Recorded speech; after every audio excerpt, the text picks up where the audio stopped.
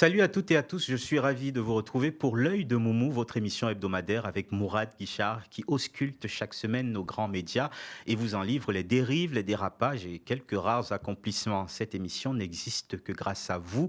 Continuez de soutenir le média et la riposte, une campagne citoyenne cruciale pour bâtir notre chaîne d'information indépendante et populaire sur les réseaux sociaux et la TNT francilienne. Nous voulons porter une voix alternative face à la montée de l'extrême droite politique et médiatique. Rejoignez la riposte en vous rendant sur le site internet campagne.lemediatv.fr. C'est parti pour l'œil de Moumou.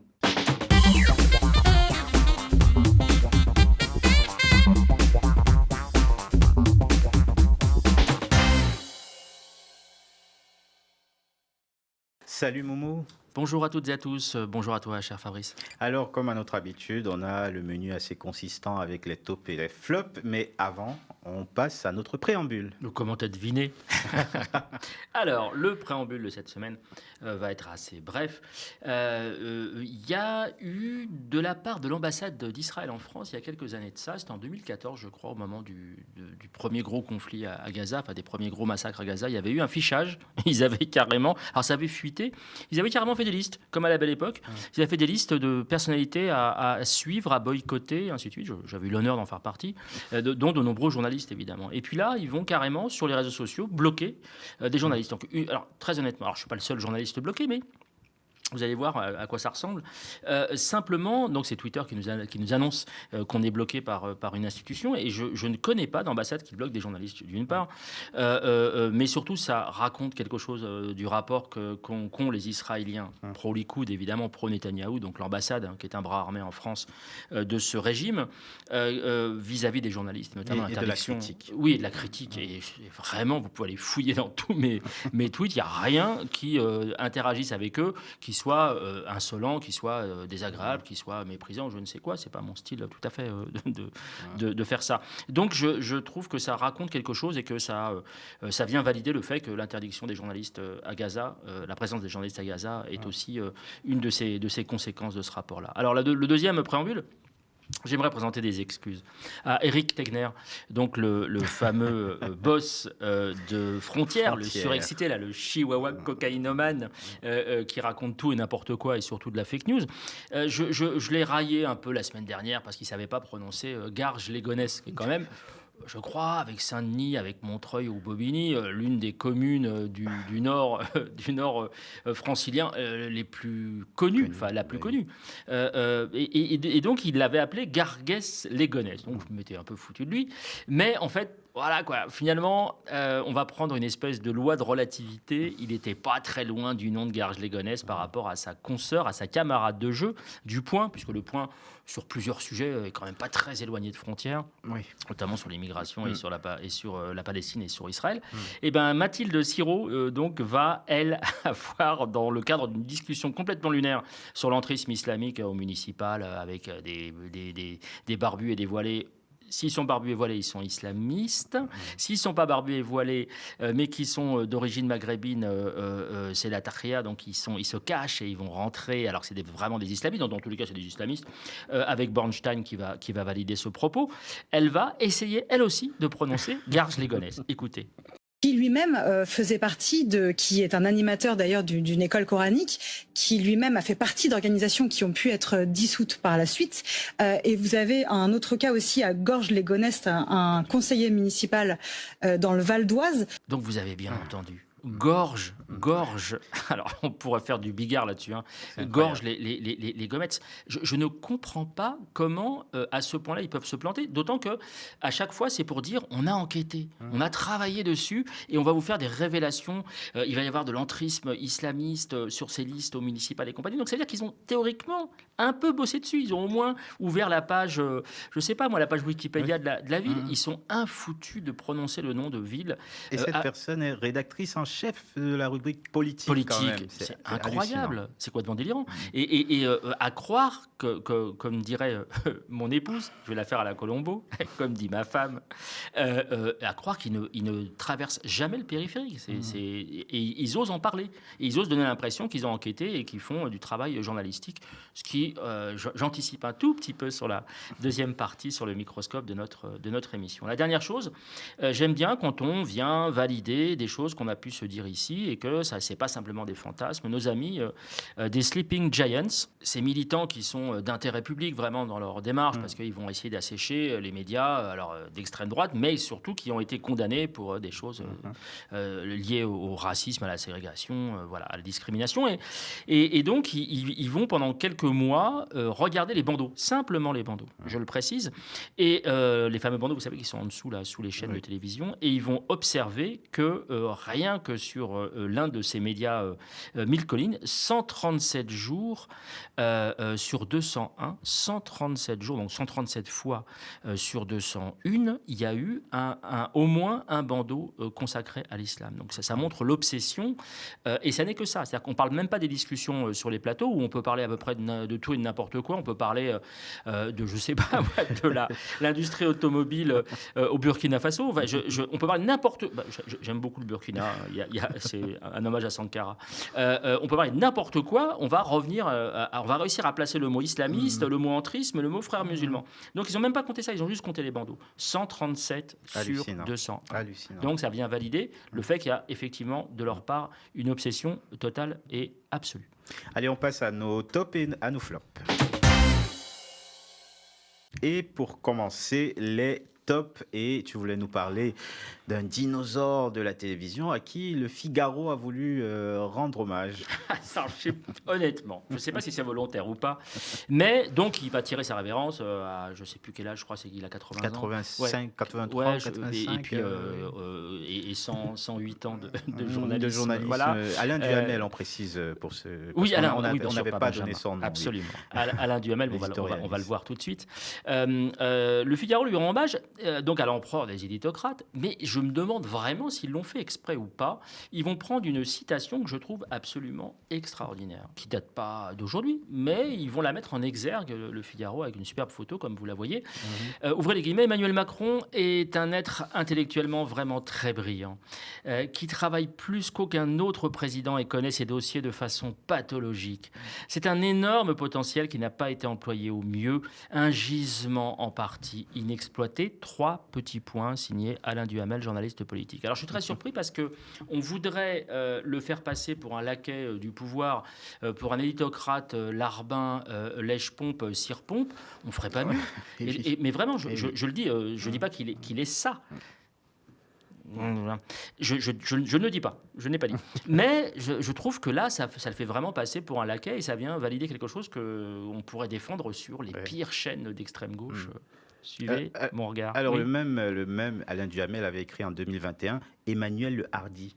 Un livre qui n'a pas fait sensation, mais dont le titre est quand même déjà assez révélateur de l'admiration qu'il a. Oui, mais que le Figaro utilise cette citation. Oui, tu as raison. Il utilise ça pour lui rendre hommage sur X années de journalisme. C'est quand même étonnant, parce que ça vient de planter. Je veux dire, c'eût été, je ne sais pas moi, Regard Politis ou je ne sais qui, ou l'UMA, bon, on comprendrait. Là, c'est très étonnant. Résumer sa carrière sur ça, c'est assez particulier. C'est assez drôle.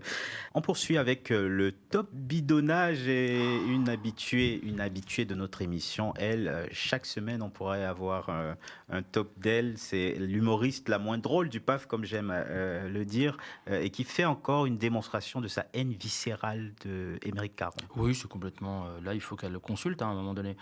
Donc, évidemment, on parle de Sophia Aram, appelée Sophia Boko Haram, avec son autorisation, évidemment. C'est elle qui l'a validée.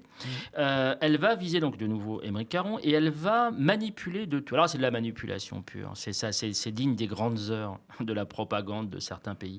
Elle va utiliser, vous allez le voir, elle va d'abord parler du fait qu'on va l'attaquer en escadrille parce qu'elle a reçu un prix. Bon, vous allez voir. Et sauf qu'elle met en escadrille 2 personnes. Elle met Émeric Caron et puis elle met quelqu'un de condamné, quand même à plusieurs reprises pour antisémitisme notoire et avéré, à savoir Alain Soral. Et regardez regardez bien, il y a un tout petit filet gris. En haut, à gauche, si vous n'êtes pas féru et habitué des réseaux sociaux, vous allez voir, ce petit filet en haut à gauche montre que Alain Soral répond à quelqu'un. Mais on ne voit pas à qui, puisque c'est coupé. Simplement, on a l'impression, évidemment, très forte, c'est ça la manipulation, c'est qu'il répond à Émeric Caron. Sous-entendu, ils sont en train de copiner tranquillement sur les réseaux, connivence. Il lui répond, donc il n'est pas bloqué, que ça papote, que c'est gentil, et ainsi de suite. En fait, pas du tout. Il répond, et là vous allez le voir, il répondait, Alain Soral, à Laurence Haïm. Et donc, c'est pour ça que sciemment, Sophia Boko Haram a coupé la personne à qui répond Alain Soral pour faire croire qu'il répondait. C'est dégueulasse. C'est de la pure, mais c'est de la propagande. Je ne sais même pas d'où on peut sortir un truc aussi dégueulasse que ça. Alors, à propos d'escadrille, chère Sophia, toute la bande organisée du Printemps républicain est venue à son secours en disant, mais pas du tout, bravo d'avoir pointé leur convergence, mais pas du tout. C'est de la manipulation absolument dégueulasse, et ça peut avoir des conséquences parce que déjà qu'Émeric Caron est menacé de mort de manière assez récurrente, assez régulière par les pro-génocidaires, mais là, si on imagine que Alain Soral et Émeric Caron copinent, il peut y avoir des conséquences, effectivement, de gens un peu fondus, un peu givrés, qui vont aller le menacer, comme c'est le cas depuis plusieurs années. Donc je trouve ça extrêmement dangereux. Mais bon, peut-être que... Alors, vous savez, c'est l'œuf et la poule. Ça vaut peut-être, du coup, le prix qu'elle a reçu du CRIF. Ou inversement, c'est peut-être le prix qu'elle a reçu du CRIF qui la rend comme ça, je ne sais pas trop, et puis je n'ai pas envie de m'attarder là-dessus. Enfin, en tout cas, je voulais quand même le souligner parce que je trouve ça extrêmement grave de la part de gens qui se disent journalistes, parce que quand même, je rappelle qu'elle signe des tribunes, enfin, elle signe pas des tribunes, vous savez, des points de vue, des éditos dans différents journaux, dans le Parisien, on en avait parlé la semaine dernière. On se demande bien avec quelle légitimité, d'ailleurs. Exactement, je serais bien que ça cesse un peu. Allez, on passe au top Goebbels. Dans ce top, on a encore une fois la crème dans le rayon propagandiste, et on a Jean Quatremer, ce journaliste de Libération, c'est dommage d'ailleurs pour ce grand journal, ce journaliste qui va toujours plus loin dans la provocation, et c'est d'ailleurs un euphémisme de le dire. Je ne pensais pas faire un top Goebbels un jour. Je le dis quand même. Pour moi, c'est un peu grave. C'est un peu grave, ouais. Top Goebbels, vous aurez compris, je fais évidemment allusion à Jakubowicz, l'ancien patron, enfin le président d'honneur, toujours de la LICRA, qui avait comparé Mélenchon à Goebbels de manière très sérieuse, et avec l'aval total et absolu d'Apolline de Malherbe. L'aval total et absolu. Ça avait été validé qu'il avait remercié par Apolline de Malherbe. Donc toute la petite famille là s'était retrouvée autour de cette comparaison absolument honteuse, et comment Mélenchon a annoncé qu'il avait porté plainte. Donc on va suivre ça, bien évidemment. Et là, Jean Quatremer va répondre à un tweetos, donc un internaute lambda, qui fait référence à Blast, nos confrères et consoeurs de Blast. Bon, voilà, avec des articles qui a priori n'ont jamais été frappés d'indignité. Et lui, tranquillou bilou, il va carrément comparer, donc je vous laisse regarder, il va carrément comparer Blast à Goebbels, dans une espèce de tournure de phrase complètement pourrave. Je ne comprends pas, parce qu'en plus, Jean Quatremer, on l'avait... D'ailleurs, je ne sais pas s'il va être poursuivi ou pas. Ça aussi, il va falloir qu'on suive. Parce que la comparaison est infamante, totalement infamante. Et ce que je trouve surprenant, c'est qu'en fait, Jean Quatremer, je me rappelle l'avoir mis dans les tops parce qu'il y a un an, à peu près, un peu moins d'un an, il avait vraiment pris position au moment où il y avait eu l'annonce du plan Trump, notamment, et puis la déportation des Gazaouis. Il avait pris fait et cause pour cette thèse que ça ressemble quand même un tout petit peu au projet du Troisième Reich. Et là, je ne sais pas ce qui s'est passé depuis quelques mois. Il y a une inflexion, parce que c'est lui qui, souvent, dans Libé, remet en doute le terme génocide. Oui, qui défend mordicus certains éléments de la Hasbara, clairement, on peut le dire sur Internet. Je ne comprends pas ce qui s'est passé. Honnêtement, je ne comprends pas ce qui s'est passé. J'espère qu'un jour, on essaiera de piger, parce qu'en plus, ses camarades de jeu sont plutôt dans le sens inverse. Ils vont vers, comme on l'avait expliqué ici il y a quelques semaines, ils vont vers le « ah là là, maintenant, il faut peut-être que ça s'arrête un tout petit peu ». Je veux dire, alors ils ont soutenu pendant des mois et des mois, voire maintenant, malheureusement, à la rentrée, on va falloir parler en année, mais ils ont soutenu le régime de Netanyahou et la politique génocidaire de Netanyahou. Netanyahu, lui, va à contresens. Et donc, je pige pas très bien. Alors, c'est quand même pas Tapiro, quoi. Tapiro, bon, bah, c'est le pouvoir, c'est le 124e arbre du bois de Boulogne. Mais là, je pige pas que quand même, c'est quelqu'un de sensé, qui connaît un peu son métier. Je pige pas. Donc, peut-être qu'on le saura un jour. Wait and see. Et on passe au top lapsus. Et celui-là est assez drôle quand même, quoique révélateur aussi. Ouais, alors, oui, les deux sont pas incompatibles. Oui. Alors, si je vous dis 1, 2, 3, avec l'accent qui va bien, qu'est-ce que vous me répondez? Viva l'Algérie. Je vous laisse écouter. La climatisation représente 3% des émissions de CO2. Enfin, et là aussi c'est pas rien, la peur des allergies.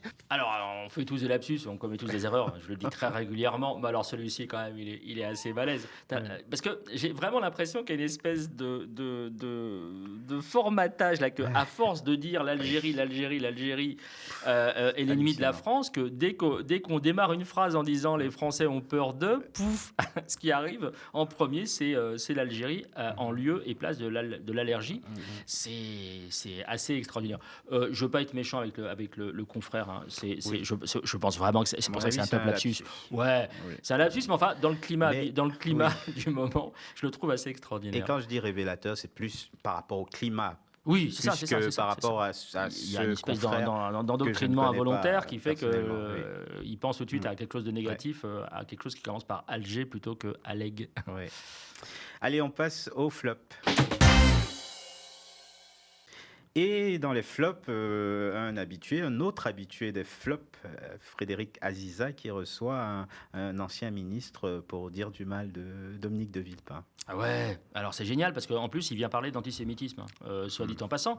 Et il s'agit d'Alain Madelin. Alors Alain Madelin, c'est l'ancienne frappe d'Occident. Alors Occident, je rappelle, c'est avec des gens comme Hervé Novelli, des gens tout à fait fréquentables, qui allaient carrément avec la barre de fer frappée du gaucho, qui était ouvertement raciste, antisémite et ainsi de suite. Et on n'est pas, si vous voulez, on n'est pas en 1995, on n'est pas en 1999, ni en 2010. On est au sortir de la guerre.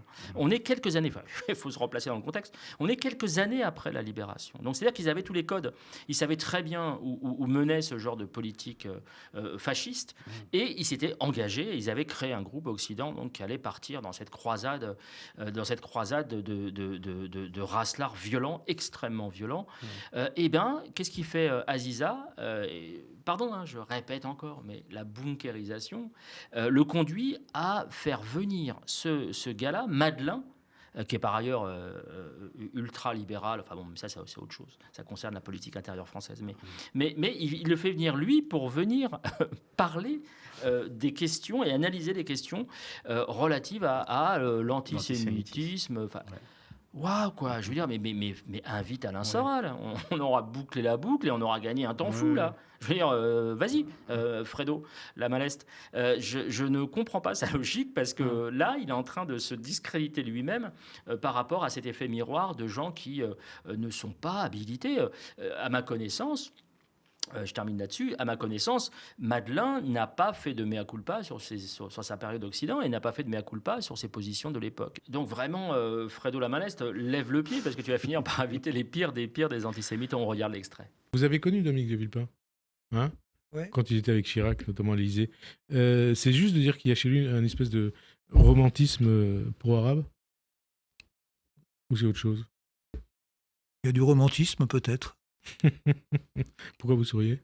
Non, mais vous savez, il est excessif. Il avait publié un livre à un moment donné que tout le monde a oublié, mais il s'appelait Le cri de la gargouille. Ouais. Et il imaginait dans son bureau, il y avait Napoléon qui le regardait, qui c'est un mystique. Hein. C'est un mystique ou j'allais pas dire non. C'est un mystique et il a effectivement, au-delà de la sympathie pour le monde arabe, il a trouvé le JT le couvert. Il a un problème avec le JT le couvert, hein, c'est les affaires. Avec le Qatar. Je ne sais pas, mais enfin, il entretient, disons, des relations, des relations personnelles, parce qu'il s'est fait un nom dans le monde arabe avec le refus de participer à la guerre d'Irak, et il vit sur ce capital-là, assurément. Certains disent qu'il a un problème avec les Juifs. Ça, je ne sais pas. Franchement, je ne sais pas. Villepin en tête. Mais en tout cas, les causes qu'il épouse sont des causes qui pourraient conduire à penser cela. Bon, c'est assez extraordinaire. Avoir un problème avec les Juifs, en fait, critiquer Netanyahou, c'est avoir un problème avec les Juifs. On voit à quel point l'amalgame terrible des sionistes peut être destructeur, finalement. C'est terrible. Ouais. Allez, prochain flop, Moumou, et comme d'habitude, ce problème avec les experts, avec beaucoup de guillemets, dont on ne déroule pas suffisamment le profil, et c'est le cas de Dominique Régnier sur LCI. Ouais, c'est le syndrome un peu de Frédéric Ancel, dont on a parlé à plusieurs reprises. C'est-à-dire que là, Dominique Régnier, donc politologue, responsable d'un centre d'études politiques, machin, voilà, qui sort des graphiques, a pu savoir qu'en faire, machin. Il est très posé, il a des lunettes. C'est très important. D'ailleurs, il faudra que tu y penses, Fabrice, pour appuyer un peu ton discours. Il a des lunettes, il est très sérieux, il a des costumes, machin bidule, et puis il est présenté à chaque fois, voilà, comme tu dis, politologue renommé, sauf qu'ils oublient un tout petit détail. Et là, en l'occurrence, il va parler des questions liées au nouveau RPR dans la bataille pour 2027. Et regardez ce tout petit détail qu'a oublié LCI. Il est simplement engagé en politique, mais ce qui est pas interdit. Il n'y a pas de problème. Sauf que il y a quand même des métiers un peu compliqués, notamment le journaliste ou politologue indépendant. C'est un peu compliqué d'être engagé en politique, mais ça, ils oublient toujours de le dire. Donc, je ne comprends pas que l'Arcom, par exemple, n'exige pas que on soit obligé de préciser, les étiquettes précisent les engagements politiques passés, présents, ce qui n'est jamais fait. Évidemment dans le bon sens, c'est-à-dire que là, on passe l'éponge sur ce gars-là qui est de droite. Par contre, évidemment, dès qu'il se passe quelque chose à gauche, on rappelle que c'est un ancien machin, il était avec les antifas, il a machin, il est fiché S et compagnie. Là, on passe une éponge un peu dérangeante parce qu'on prend vraiment, je pense, les téléspectateurs et les internautes pour des cons. Donc je demande juste à ce que l'Arcom fasse son boulot. C'est peut-être aussi un peu trop demandé. Allez, un nouveau flop avec Géraldine Vosner, la rédactrice en chef du Point, qui, une nouvelle fois, a beaucoup à dire, mais rien de très concret et pertinent. C'est-à-dire que quand on ne fait pas de journalisme, quand on ne fait pas d'enquête, quand on n'a pas de révélation, quand on ne fait pas de reportage, on n'a pas grand-chose à raconter, sauf des conneries. Elle avait été déjà piégée, vous vous rappelez, sur l'affaire des soi-disant élus, des cadres socialistes qui disaient qu'on n'appliquera pas le programme du nouveau Front Populaire. Et puis Guiraud lui avait demandé, mais attendez, donnez-moi les noms. Et elle a bafouillé, mais vraiment comme j'ai jamais vu bafouiller sur un plateau, parce qu'elle avait évidemment aucun nom. C'était complètement du pipeau. Et là, elle va nous raconter un peu sur... je ne sais plus comment il s'appelle, ce film-là. Je ne sais rien, mais je vous dirai tout. Ça ne restera pas dans les annales du cinéma français. Mais voilà, c'est un nanar des années 70, je crois. Et elle va faire exactement la même chose. C'est-à-dire que cette complice de crimes contre les journalistes palestiniens, je rappelle quand même qu'elle avait dit qu'ils n'existaient pas. Les journalistes palestiniens n'existaient pas, donc ça veut dire allez-y. Vous pouvez vous les payer. Ce sont des gens du Hamas. Elle va nous raconter des choses avec des suppositions qui ne reposent absolument sur rien. Je vous laisse juste écouter cet extrait. Ça veut dire que chaque jour, il distribue 1,4 million de repas, alors qu'on sait que la population est tout à fait affamée. Donc, je veux dire, tout ça, en réalité, ça conduit à Benyamin Netanyahou à voir discréditer un aspect qui est, me semble-t-il, extrêmement problématique pour l'image de son pays. Bon, je ne sais pas si vous voulez dire un mot, Géraldine, oui. Non, je suis très, très, très embêtée avec on a toujours des points de vue partiaux. Comme vous le disiez justement, on saura probablement jamais la vérité, mais enfin, on entend quand même beaucoup dans les médias le narratif du Hamas. Le Hamas voulait contrôler toute l'aide alimentaire, d'un côté pour la militariser, et aussi pour s'en servir de moyens de pression contre son propre peuple, contre les Gazaouis qui n'ont pas eu accès à toute l'aide alimentaire. Donc Hamas se servait aussi comme une arme pour réprimer son propre peuple. Mais en tout cas, le CRIF a bien fait de l'inviter à son dîner annuel, puisque c'est une référence dans la Hasbara, la fameuse propagande chérie par le CRIF et par l'extrême droite israélienne. C'est vraiment l'une des porte-paroles extraordinaires. Je ne comprends pas le crédit qu'on puisse... Pardon pour ma naïveté, qui n'est pas feinte. Vraiment, elle n'est pas feinte. Je je le dis, hein, je ne comprends pas qu'on continue à l'inviter sur les plateaux de télé. À moins, je le redis, de prendre les gens pour des cons, ce qui pose un peu question. ça me semble surréaliste et je ne vois pas comment on va en sortir, mais peut-être qu'on va en parler dans la deuxième partie de cette émission. Merci Moumou. On passe à notre rubrique, notre plat de consistance au microscope. Si vous faites partie des habitués de l'œil de Moumou, vous avez souvent été choqué par les nombreuses séquences sur les plateaux de télévision où journalistes et propagandistes se confondent de façon assez troublante. Vous êtes interloqué aussi par tous les nouveaux propagandistes d'extrême droite qui revendiquent le statut de journaliste. Et il vous est sûrement arrivé de vous demander comment est-ce possible qu'ils possèdent la carte de presse dans un paysage médiatique en pleine mutation. À partir de quand la machine médiatique devient une machine à manipuler? Ces questions se posent avec encore plus d'acuité alors que le journalisme est confronté à une offensive idéologique sans précédent. Des milliardaires comme Vincent Bolloré ou Pierre-Édouard Stérin, le mécène du fameux projet Périclès, investissent massivement dans les médias, imposant peu à peu une vision du monde aux accents identitaires et ultra-conservateurs. Voilà, cette émission apportera des éléments de compréhension avec nos invités. Bonsoir, Dominique Pradalier d'abord. Bonsoir. Vous êtes journaliste et syndicaliste avec une longue carrière dans l'audiovisuel du service public, depuis l'ORTF en passant par France Télévisions, Antenne 2, France 2, pardon, présidente de la Fédération internationale des journalistes. Merci d'avoir accepté notre invitation. Je vous remercie. Et vous, Claudine Cordani, bonsoir. Bonsoir. Éco-journaliste, autrice et militante pour le droit du vivant. Éco-journaliste, vous pouvez nous dire en quelques mots ce que ça signifie?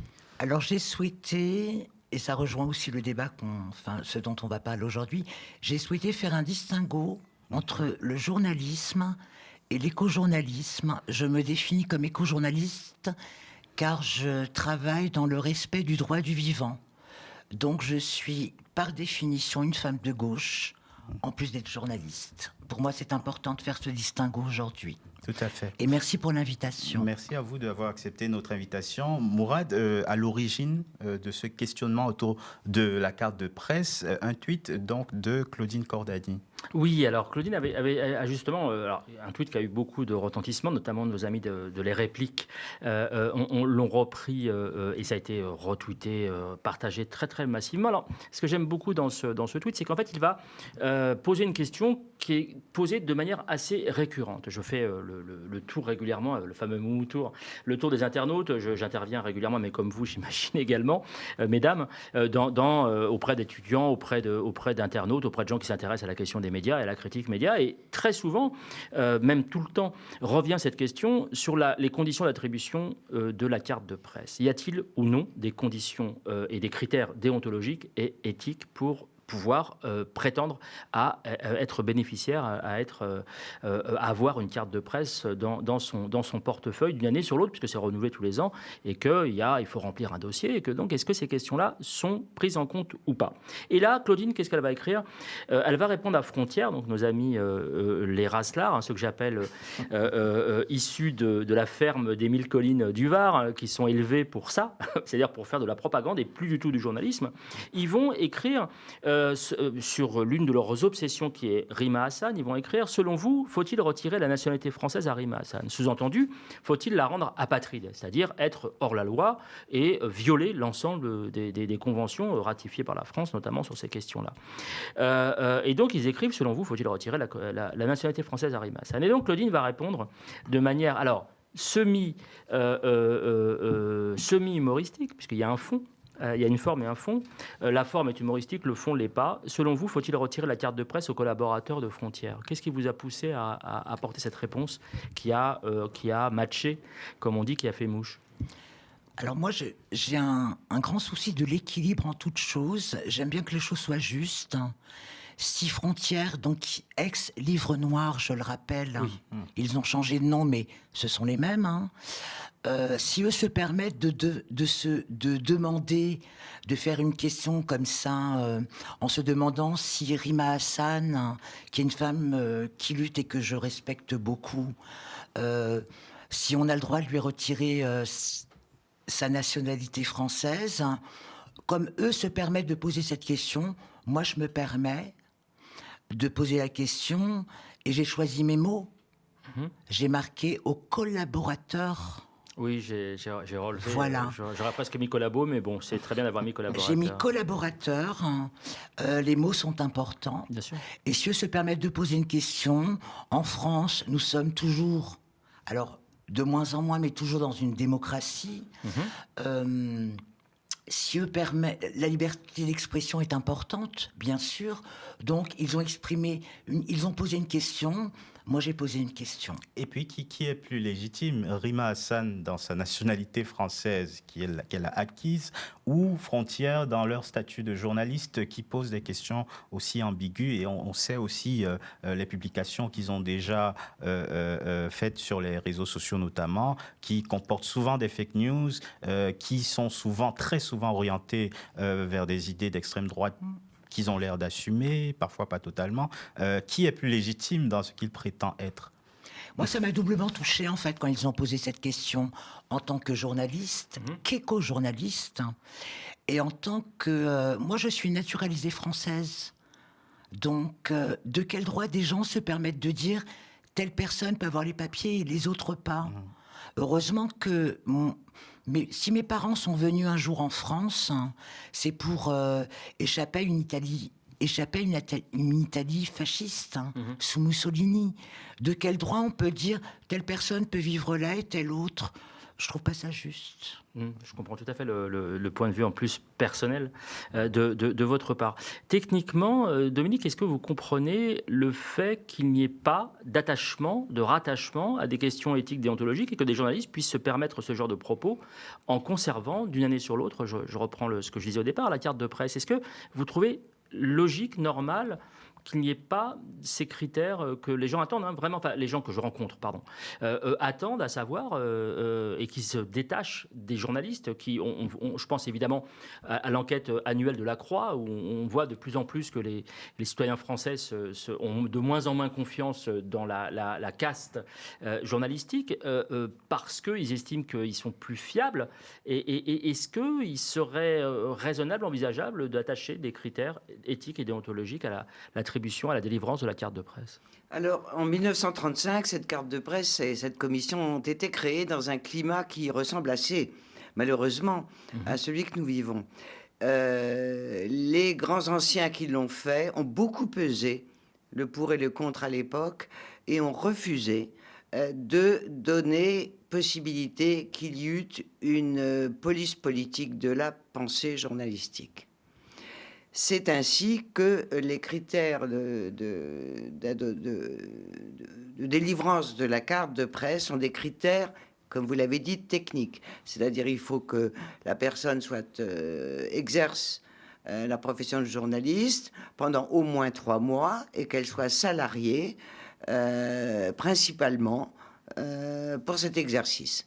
Il y a d'autres critères, mais ce sont les critères principaux. C'est très important. Pourquoi ? Parce que la France a un historique de liberté d'expression, notamment grâce à la loi de 1881, qui fonde absolument toutes nos libertés dans ce domaine. Et même si on voit des abus extrêmement voyants, tels ceux que vous avez cités tout à l'heure, des journalistes de Frontières, qui va décider où commencent les abus ? Qui va décider ça ? La commission de la carte est une commission paritaire, moitié employeur, moitié journaliste. Et c'est très important pour une profession d'avoir ce paritarisme. Qui va décider et à quel moment où se met le curseur de l'abus ? Les anciens ont refusé de le faire en 1935 et nous refusons toujours de le faire maintenant. Il y a d'autres moyens de contrebattre le mauvais travail des journalistes. Il existe d'autres moyens en France. Maintenant, pour revenir à la carte de presse, elle vient démontrer que le journaliste est journaliste professionnel. Mais en France, vous avez le droit de vous dire journaliste sans avoir de carte. Sans avoir aucune carte. c'est la loi. Personne ne vous fera de procès. Et beaucoup de journalistes le revendiquent même pour une certaine liberté. Alors, ceux qui n'ont pas la carte, c'est ceux qui sont trop riches ou les trop pauvres. Les trop riches parce qu'ils font des ménages à côté, c'est-à-dire qu'ils utilisent leur nom, leur réputation, et les plus pauvres parce qu'ils n'arrivent pas à avoir des critères économiques suffisants pour prouver à la commission de la carte qu'ils en vivent. Et c'est jamais très simple. Hein. J'ai beaucoup siégé à la commission de la carte. C'est jamais très simple à trancher là aussi. Parce que l'un des critères aussi principaux, quand même, les plus importants et qui est en train de bouger beaucoup sur le volume, notamment de rémunération, c'est les 51% des revenus qui proviennent d'un organe de presse reconnu, avec un numéro de commission paritaire que peut s'offrir, par exemple, Bolloré. Hein. Il peut avoir plusieurs médias, plusieurs magazines, plusieurs chaînes avec un numéro de commission paritaire qui va faire que chacun des fameux jeunes gens que l'on voit proférer des horreurs sur ces chaînes et qui sont parfois condamnés. Je pense à CNews, à Valeurs Actuelles, pardon, faut que j'arrête avec Valeurs Médiévales, sont condamnés, et pour autant, malgré la condamnation, parce que c'est quand même ça, ce que j'entends derrière ce que vous dites, c'est qu'il y a la loi, et que les condamnations n'empêchent pas l'attribution de nouveau de la carte de presse de gens qui se seraient rendus coupables de délits. C'est une excellente question. Il faut qu'il y ait plusieurs condamnations et qu'elles soient inscrites au casier. Et ça, c'est très rare, en fait. Oui. Hein. C'est très rare dans le droit pénal français actuellement. Maintenant, je dis, il y a d'autres façons de le faire. Depuis le début du XXe siècle, mettons, pour resserrer un tout petit peu plus le propos, on voit qu'un certain nombre de journalistes, hommes ou femmes, se permettent d'être éditorialistes tout en prétendant être journalistes de terrain. Alors qu'avant, le distinguo était très clair. C'est ça qui brouille les pistes, notamment. Nonobstant, vous pouvez très bien être propagandiste pour l'extrême droite ou pour la gauche ou pour l'écologie, ou etc., avoir votre libre expression, être journaliste. Mais en exprimant cela, vous n'avez pas le droit de prononcer des fake news. Et ça, c'est pas la commission de la carte qui va le dénoter, c'est le conseil de déontologie journalistique et de médiation. Ce sont les tribunaux, si ça tombe sous le coup de la loi. C'est le buzz médiatique qui existe et qui n'est pas rien, qui va bâcher celles et ceux qui sortent des clous. Sortir des clous, c'est ça, c'est-à-dire faire du fake news. Mais en même temps, Dominique Pradalier et peut-être Claudine Cordani aussi, être journaliste, c'est aussi, si on s'en tient aux éléments techniques, c'est aussi ne pas essayer de provoquer un événement. Quand les mêmes journalistes, entre guillemets, de frontières, en avril dernier, à l'Assemblée nationale, essayent de provoquer un incident pour ensuite alimenter leur machine à propagande pour dire à quel point ils seraient attaqués, visés par les députés ou assistants parlementaires de gauche, qu'ils sont eux-mêmes sur lesquels ils ont mis une cible auparavant. C'est problématique à plusieurs égards et ça devrait être pris en compte peut-être... Deux réactions. Premièrement, c'est pas la première fois que ces journalistes, entre guillemets... Nous, on parle de journalistes dignes de ce nom. Voilà. Je ne dirais pas la même chose de ce genre d'action que vous venez d'évoquer. C'est pas la première fois. Dans les manifestations, déjà, il y a des provocations de ce genre par des journalistes qui disent « Au secours, je suis journaliste », etc., etc. Mais c'est tout un climat depuis les Gilets jaunes qui fait que le gouvernement, la police, etc., ont commencé par bâcher tous les journalistes qui faisaient bien leur travail. On a rasé et maintenant on laisse la place à des pseudo-journalistes indépendants. Là, je dis pseudo-journalistes indépendants. Et vous avez vu qu'au Sénat et même à l'Assemblée nationale, même la présidente, Madame Braun-Pivet, qui ne peut pas être taxée d'être particulièrement pro-syndicat ou pro-journaliste, est intervenue. Donc je veux dire, on est en face d'une propagande qui avance en attendant de savoir jusqu'où on doit l'arrêter. C'est à nous de l'arrêter.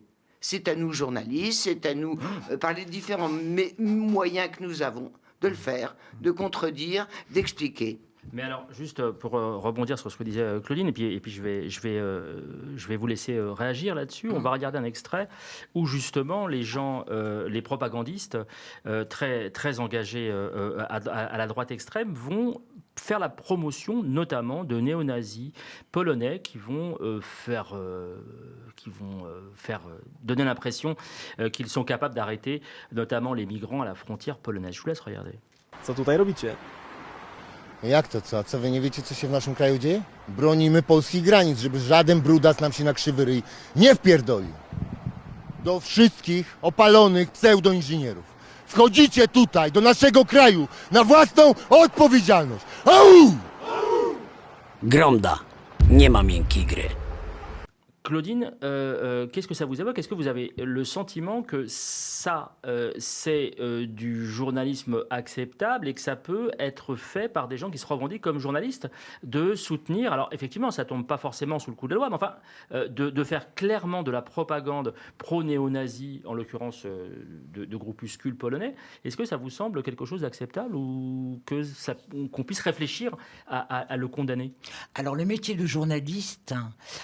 c'est de transmettre des informations, de parler de ce qui existe. Donc, un journaliste peut tout à fait montrer ces images en disant il existe des gens qui font ce genre de choses. Oui, c'est notre métier.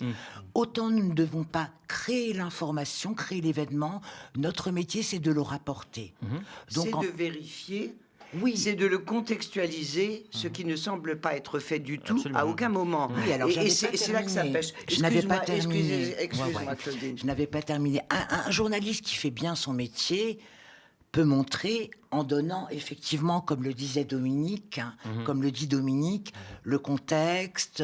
Et c'est là où nous devons répondre à des questions essentielles. Dans quel contexte ? Où, à quel moment, qui sont les personnages. Voilà, c'est de l'information. Mais quand il manque des éléments, ce n'est plus de l'information. Quand on veut créer un événement ou participer à une propagande, qu'elle soit d'extrême droite ou d'extrême gauche, une propagande reste une propagande. Là, on n'est plus dans le journalisme. Et ça pose un vrai problème. Alors, est-ce que par exemple, excusez-moi, juste, est-ce que par exemple, ce qui s'est passé, on en parle ici de manière malheureusement récurrente depuis octobre 2023, d'ailleurs le moment où a démarré cette chronique, le traitement par exemple de ce qui se passe au Moyen-Orient et le fait du déséquilibre total et absolu, il n'y a pas que nous qui l'avions soulevé, enfin, il y a nos amis d'Arrêt sur Image, de Blast d'ailleurs, qui ont souligné le déséquilibre total et absolu. Est-ce que il ne peut y avoir, par exemple, que le CDJM qui puisse émettre un avis en disant qu'il y a un déséquilibre de fait, mais qui ne sera qu'un avis consultatif. Est-ce qu'il n'y a pas besoin de quelque chose d'un peu plus incitatif et de plus, qui soit plus régulateur? C'est très intéressant votre question. Je suis sûr que beaucoup se la posent. Moi-même, je me la pose. Et c'est ainsi qu'on est en train d'organiser pour la rentrée un général sur Gaza, la couverture de Gaza, de la Cisjordanie, de Jérusalem, etc., comme on a fait du temps de la guerre du Golfe, où les fauteurs, car il y a eu des fauteurs, il y a eu des malhonnêtes, il y a eu des imbéciles, il y a eu des convertis, se sont trompés et sont venus dire quelque temps après on s'est trompé, et hop, ils ont recommencé. C'est un peu comme le mec qui bat sa femme, qui dit excuse-moi chérie, et hop, il recommence le lendemain. Mais nous espérons à la rentrée pouvoir organiser sur cette couverture totalement déséquilibrée, un vrai colloque public pour essayer d'en tirer les principales conséquences. Et juste pour non pas résumer ce que disait Claudine, parce que je ne ferai pas ça, les journalistes sont des observateurs, pas des acteurs. Exactement. Et tant que vous avez un certain nombre de journalistes qui n'ont pas la conscience de ce distinguo absolument essentiel, la profession va continuer à s'embourber. Les journalistes sont des observateurs, pas des acteurs. Alors, pour rebondir sur le terme qu'avait utilisé dans son tweet, merci pour cet éclairage, Dominique. J'étais pas au courant qu'il y avait on en reparlera évidemment à la rentrée avec grand plaisir. Pour rebondir sur ce que disait Claudine, le terme de collaborateur. Il y a les journalistes d'un côté, et puis très souvent on pointe, et on l'a pointé d'ailleurs dans le début de cette émission, dans les tops et les flops, de nouveau, il y a les collaborateurs des journalistes, c'est-à-dire des gens qui sont invités de manière récurrente. Je pense à Frédéric Ancel, par exemple, qui est invité de manière perpétuelle quasiment. C'est un immortel des plateaux télé, et ils sont effectivement qualifiés de manière très régulièrement de manière fausse. Ils sont par exemple, il y a le terme qu'on emploie souvent, tu sais, qu'on raille souvent, qui est le terme d'essayiste. Alors, essayiste, on ne sait pas ce que c'est. Il les qualifie parfois d'avocats, de consultants, de ce que vous voulez. Il ne précise pas, par exemple, on l'a vu tout à l'heure avec Dominique Régnier, qu'il a été quand même candidat, tête de liste pour le RPR. Je dis RPR parce que moi, je m'en fous des changements de nom, en région Occitanie, je crois. Je veux dire, il ne précise même pas qu'il est engagé en politique, le gars, alors qu'il apparaît comme un politologue très sérieux, académique, et qui n'a pas de parti pris. Bon, donc, est-ce qu'il y a ces histoires de collaborateurs de journalistes, c'est-à-dire des gens qui sont invités sur les plateaux pour venir dire tout et n'importe quoi sans aucune vérification, sans aucune, pardon, je reprends les deux gros mots, sans aucune éthique, sans aucune déontologie, ça pose pas aussi un problème fondamental? Qu'est-ce que vous en pensez? Le terme essayiste est très intéressant parce qu'en fait, moi la question que je me pose, c'est qu'est-ce qu'ils essaient de faire, ces gens-là, au bout du compte? Voilà. Et pourquoi ils essayent de se valoriser, je pense. Pas seulement, à mon avis. Et de valoriser leur petit pécule, hein.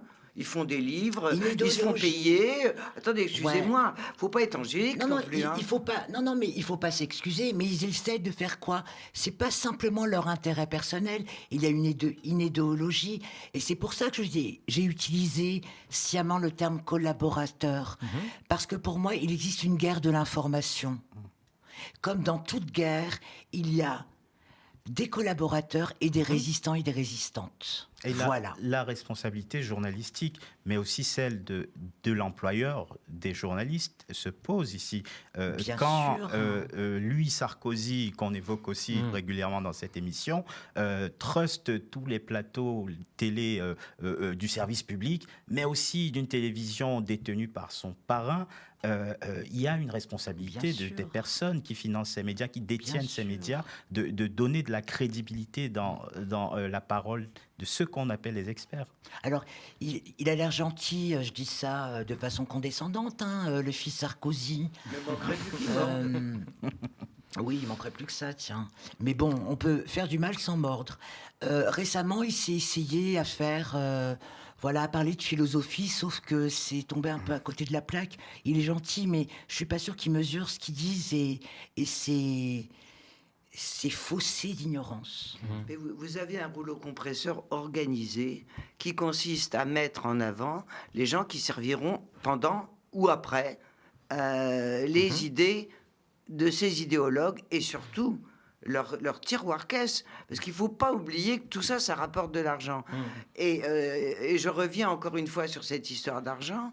Les milliardaires possèdent une très grande majorité des médias français, grâce aux gouvernements qui les ont laissés faire. Les gouvernements successifs avaient et ont encore toutes les possibilités, notamment au travers des aides à la presse, qui est de l'argent public de vos poches et des nôtres. Au travers de ça, ils ont toutes les possibilités pour empêcher ces rachats, pour empêcher que la presse soit vendue comme elle l'était avant 1935. Et accumuler maintenant radio, télévision, presse au sein des mêmes groupes. Tous les moyens sont disponibles. Sauf que tous ces grands patrons, c'est une caste dirigeante. Mettre un président de la République un jour, un Premier ministre le lendemain, etc., etc. C'est toute une organisation militaire. Et Claudine a raison de dire, c'est une guerre. C'est la guerre qui est faite aux journalistes dignes de ce nom, avec des procès bâillons, avec des menaces, avec des licenciements, etc., etc., pour faire passer au maximum le rouleau compresseur des idées qui, soi-disant, leur rapporteront quelque chose. Alors, j'ai employé juste, je vous laisse la parole, Claudine, évidemment. Je vais utiliser un gros mot, la question du Conseil de l'ordre des journalistes. La question liée à la différence, alors profonde entre...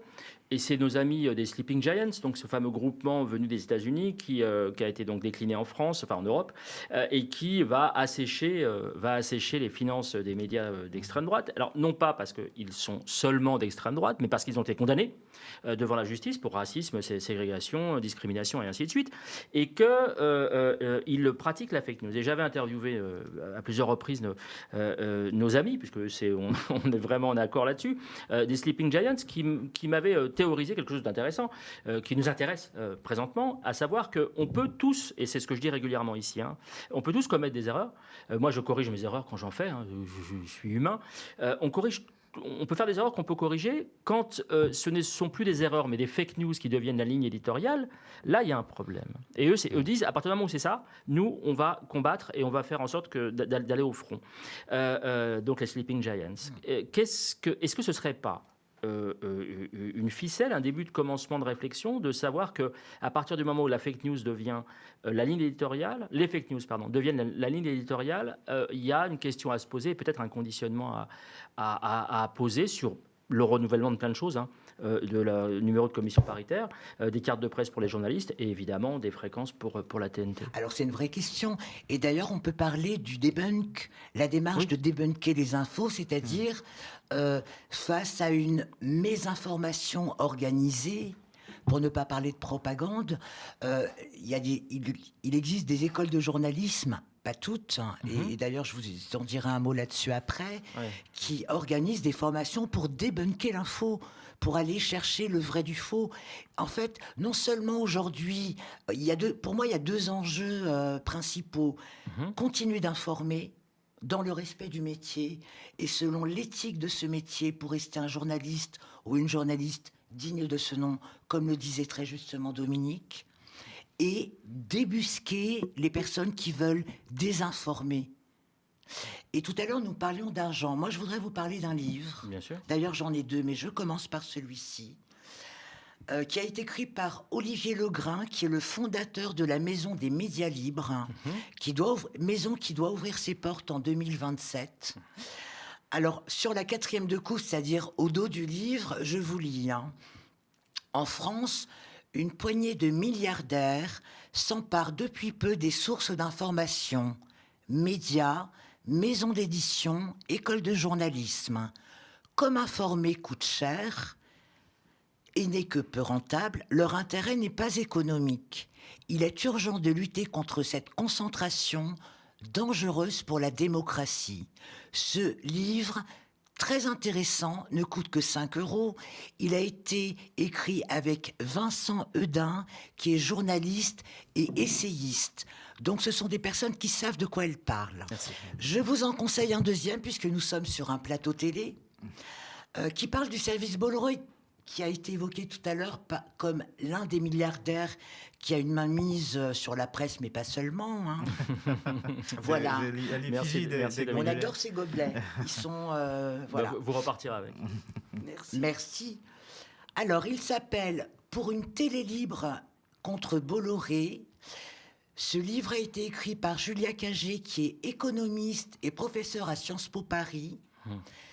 Et alors, voilà, si c'est trop petit, je vous lis ce qui est en couverture. Le système Bolloré, c'est la logique d'un empire médiatique mis au service d'une pensée qui trouvera facilement d'autres pantins pour la représenter. Pour sortir du système B comme de la dystopie Z, il est grand temps de réinvestir la question de la gouvernance et de la propriété des médias et de créer enfin des télés véritablement libres, de garantir les conditions de la survie d'une pensée libre, de mettre fin à l'OPA de quelques milliardaires sur l'ensemble du débat d'idées. 4,50 €. Alors, tout à l'heure, vous avez, je me permets, tout à l'heure, vous avez écarté d'un geste le conseil de déontologie. Ah non, j'ai dit que c'était simplement consultatif et qu'il n'y avait pas de sanction possible. Si on n'aide pas ce conseil de déontologie totalement indépendant à fonctionner, si on ne le saisit pas, et les saisines sont évidemment gratuites, tout citoyen peut le faire, c'est cdjm.org, c'est très simple à faire. ce conseil finira par végéter, alors que ces avis, et je vous invite à les lire, sont extrêmement importants on les diffuse très régulièrement pour ici. la profession, et on aimerait mieux que les rédactions s'en saisissent. Maintenant, certaines le font. Certaines réagissent, parce que la profession ne se sauvera que par elle-même, bien évidemment. C'est-à-dire, non pas épurer, mais donner le bon exemple. Et le bon exemple, c'est comme le mauvais, c'est aussi viral. Donc il faut donner le bon exemple. Et il faut appuyer le CDJM. C'est acquis. Et ici, je dis régulièrement, d'abord, j'ai le plaisir à chaque fois de dire en préambule que j'avais relevé quelque chose il y a une semaine, 2 semaines, 3 semaines avant, et que c'est confirmé par le CDJM. Et donc, on est toujours content de savoir que c'est un avis validé par le CDJM, puisque ça veut dire que ce n'est pas simplement notre avis à nous, dont personne n'a rien à faire. C'est simplement que c'est argumenté et que ça repose. Et je rappelle juste, le CDJM, c'est journalistes, employeurs et société civile. Absolument. À tiers parties égales. Donc, n'importe qui peut adhérer et travailler au CDJM. Bien sûr, ça peut être aussi collaboratif. Alors, l'heure tourne, mesdames. Je vais vous, si tu es d'accord, évidemment, Fabrice, de vous demander le mot de la fin. On va essayer on essaie toujours de sortir dans ces débats-là avec quelque chose d'un peu positif, on espère. Qu'est-ce que vous voyez, Claudine, on va faire dans cet ordre-là. Qu'est-ce que vous voyez comme portes de sortie qui permettent que demain, par exemple, mes chers amis de la Croix sortent quelque chose qui ressemble à un sondage nouveau qui montre que les Français, finalement, se sont rabibochés avec leur classe journalistique, leur caste journalistique. Qu'est-ce qui pourrait faire que ça avance un tout petit peu? Tout à l'heure, Dominique a évoqué, et je suis entièrement d'accord avec elle, notamment la solution législative sur le monopole, sur la concentration. Qu'est-ce que vous verriez pour que ça avance, y compris de la part de la profession elle-même, bien évidemment? Pour moi, l'enjeu principal aujourd'hui est que les citoyennes et les citoyens reprennent confiance dans le métier de journaliste. Et pour cela, il faut qu'il soit éthiquement irréprochable. Pour moi, c'est l'enjeu principal aujourd'hui. Et donc, pour leur redonner confiance, c'est-à-dire qu'il faut résister en étant encore plus... Pour leur redonner confiance, ça veut dire qu'il faut correctement faire son métier et le défendre. Et moi, j'encourage, si je peux me permettre, les journalistes à se syndiquer, parce que c'est un métier qu'il faut défendre. Si nous ne le défendons pas, et si les citoyennes et les citoyens ne comprennent pas cet enjeu hyper important, ce métier est en danger. Merci beaucoup. Je suis absolument d'accord avec ce que vient de dire Claudine, et j'ajouterais une revendication que nous avons syndicalement depuis des années, c'est de renforcer le pouvoir des rédactions. Les rédactions ne sont pas forcément faites de mauvaises personnes. Vous avez, comme dans toutes les sociétés, les bons, les mauvais, puis surtout les taiseuses et les taiseux. Chaque rédaction, et nous en demandons la possibilité, devrait être reconnue légalement comme étant l'âme d'un média. Aucun des gouvernements qui nous a entendus benoîtement n'a fait, sauf quand ils sont dans l'opposition, n'a fait le moindre pas. Il y a eu des propositions de loi, notamment de sénatrices, notamment de parlementaires et de députés dans ce sens. Il faut qu'il y ait une clause de conscience, une conscience collective, et que toute la rédaction soit en collectif et puisse se battre. Et si c'était le cas, les employeurs, quels qu'ils soient, ne pourraient pas mettre un doigt dedans. Et ça, c'est essentiel. Et c'est pas très compliqué, ça coûte pas d'argent, mais ça risque de froisser un certain nombre de possédants. Voilà. Merci beaucoup, Dominique Pradalier. Merci à vous, Claudine Cordani. Un grand merci à vous pour cette invitation, et un grand merci à tous les citoyennes et les citoyens qui, nous entendant toutes les deux, vont se retrousser un petit peu les manches aussi pour nous aider. On l'espère. Merci Dominique Pradalier, Claudine Cordani. Merci pour votre invitation. C'était un bonheur et un honneur pour moi de m'exprimer sur ce métier qui est important. Merci beaucoup. Merci beaucoup. Place à tes coups de cœur, Moumou. Oui, alors il y en a deux. Le premier coup de cœur, il va à un collectif à Montreuil-Ouat qui se déplace un peu partout, qui était récemment devant le centre Pompidou, qui vont se retrouver, alors on est mardi aujourd'hui, ils vont se retrouver mardi soir à Noisy-le-Sec, puisque la mairie et le maire organisent une soirée de solidarité avec Gaza, avec le peuple palestinien, et avec une série de tables rondes que j'aurai le plaisir, je le dis par transparence, que j'aurai le plaisir d'animer ce soir. Et ils vont donc faire un happening artistique. Et donc là, ils ont lancé Monnaie Humanité Gaza. Alors je vous laisse regarder, ce sont des œuvres d'art qui ont été créées par un certain nombre d'artistes et qui vont être proposées à nos amis de l'Union des Juifs français pour la paix, dont les dons vont être transmis à l'UJFP et qui vont évidemment être envoyés à Gaza. Donc je vous invite vraiment à vous connecter à ce site dont on va voir les coordonnées.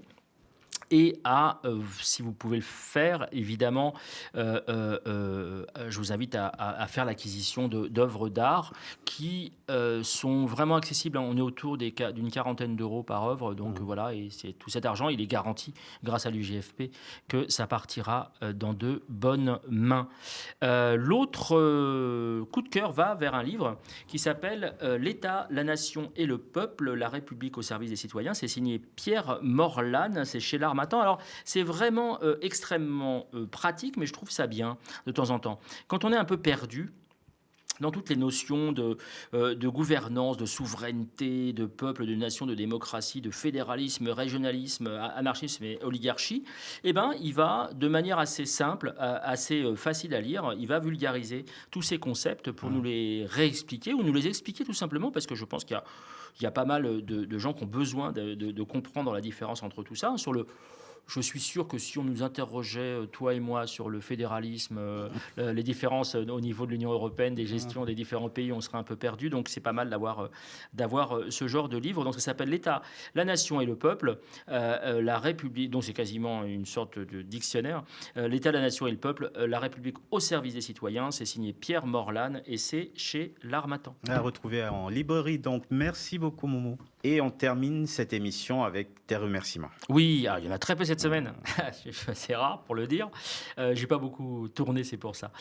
Donc ça va mes remerciements à Flavien d'Orléans, donc c'est pas loin de chez moi, à William de la Place des Fêtes, donc à Paris, et à Jérémy Deléfi, Cambrai. Mais ils vont aussi spécialement à Floriane, qui vient de fêter ses 28 ans. C'était juste ce lundi, donc on lui souhaite un joyeux anniversaire, ma chère Floriane, qui en plus est originaire d'Orléans, donc je sais pas si elle repassera ou pas ici.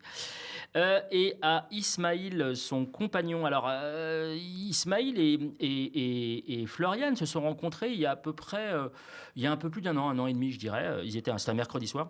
Ils étaient chez des amis communs. Et donc, ils se sont rencontrés à ce moment-là. Et les amis communs, regardez quoi ? L'œil de Moumou. Incroyable. Et donc c'est le premier couple œil de Moumou. Et ils ont découvert l'œil de Moumou ce soir-là, et ils se sont retrouvés le mercredi suivant. Donc ils ont vu un extrait. Ils se sont retrouvés le mercredi suivant, seuls autour de l'œil de Moumou, une fois, deux fois, trois fois, et depuis quelques mois maintenant, ils ont emménagé ensemble. Ils sont en couple et ils sont fans tous les deux de l'œil de Moumou. Et donc non mais je déconne complètement. C'est pas ce serait trop beau. J'aurais presque pu finir par. Je te voyais déjà en Cupidon. Ah ben non, mais on n'a pas encore ce pouvoir-là. mais ils sont réellement, ils existent, ils sont réellement ensemble. Mais sinon, j'aurais terminé par, ils vont avoir un heureux événement, un petit Moumou. Non, faut pas déconner quand même. Mais donc je les embrasse vraiment. Je vous embrasse, Floriane, encore joyeux anniversaire, et Ismaïl. Et puis, puisque vous habitez Paris, comme petit cadeau d'anniversaire, on peut les inviter en carré VIP à assister à l'un des enregistrements de l'œil de Moumou quand ils le pourront, quand ils le souhaiteront. Donc on vous embrasse très chaleureusement. Merci Moumou. Et merci à vous d'avoir regardé l'œil de Moumou sur la chaîne YouTube du média, sur notre site internet ou encore sur le canal 165 de la Freebox. On rappelle que le média, votre média, ne vit que des abonnements et des dons de celles et ceux qui l'aiment pour franchir le pas et nous soutenir. Rendez-vous sur campagne.lemediatv.fr. Restez connectés aux médias.